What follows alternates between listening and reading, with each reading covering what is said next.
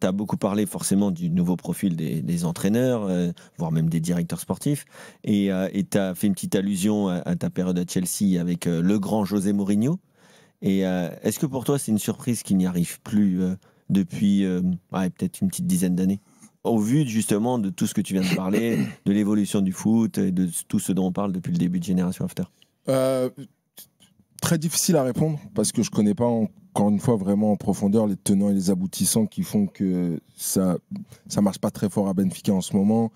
Même s'il vient d'arriver, c'est quand même très difficile de le juger sur ses débuts ou alors. Même en Turquie, il a suivi un peu, j'imagine. En Turquie, c'était pas dingue aussi. Il était à Fenerbahçe dont il s'est fait remercier. Oui, maintenant, s'il avait le même type de management qu'il avait avec nous il y a 10-12 ans et celui qu'il a aujourd'hui, je pense que c'est clair que ça va pas marcher parce que les générations elles sont totalement différentes. Et le type de management et les profils de joueurs, c'est quelque chose qu'il faut changer. En tout cas, c'est pas la même chose à ce niveau-là. Et puis après, savoir, ça c'est une chose que je ne sais pas. Est-ce que tactiquement il s'est recyclé aussi, ou alors est-ce que il utilise encore les mêmes méthodes qu'avant? Parce que tous les 2-3 ans, maintenant il faut se recycler, sinon t'es plus à la page. Donc si je le juge basé sur ce que je connais de lui, je te dirais que ça m'étonne pas.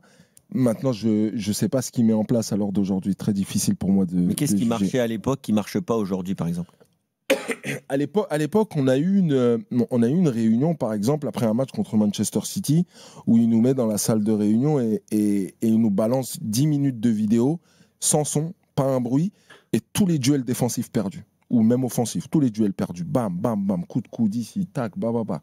Et puis après, au bout de 5 minutes, il sort de la salle, il nous regarde et il dit « Vous êtes des F-word Mickey Mouse », comme ça.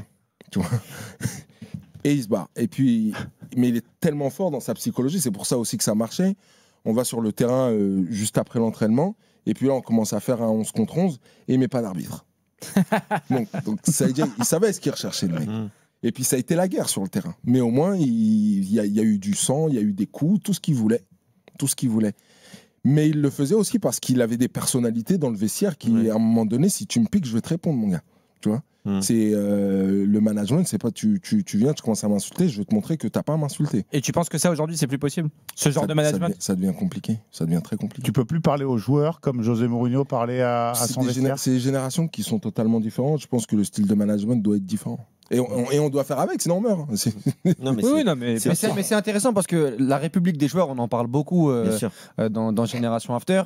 Là, il y a eu le cas Bey avec Fofana et Ludovic Blas à Rennes. On a beaucoup parlé d'Mbappé et Luis Enrique sur les dernières années. C'est quoi, toi, ta vision là-dessus? Parce que tu es directeur sportif. Est-ce que l'entraîneur doit être protégé et doit être Est-ce qu'il y a des règles surtout? Est-ce qu'il y a un code chez vous particulier? Est-ce que tu vends ça aux joueurs? Est-ce qu'aujourd'hui un vestiaire peut tuer un coach? Est-ce que c'est le cas souvent? Ça, c'est clair. Comment combattre contre ça? Mais pour moi, je la personnifie pas en fait. Pour moi, l'institution, elle doit faire en sorte que tu rentres dans le rang. Et après, dans ton recrutement, tu dois faire en sorte, premièrement, que tu cibles des profils de joueurs qui peuvent passer dans ton institution. Et puis après, à un moment donné, quand tu les dragues, avant de les faire venir, à un moment donné, dans la drague, tu vois, il faut que tu dises la vérité, même si ça fait mal. Ici, ce comportement-là, c'est mort, ça n'existe pas, en fait. Et le mec, quand il vient, il le sait que ce comportement-là, c'est pas possible. Et s'il le fait, il sera puni, il sera sanctionné. Et, mais il a été prévenu. Mais il a été prévenu. Et comme ça protège le coach, ça protège l'institution, ça protège tout le monde. Et je pense qu'à partir du moment où tu as une institution forte et un groupe fort, il y a peu de joueurs qui sont indispensables. Je ne veux pas dire pas, mais il y a peu de joueurs qui sont indispensables.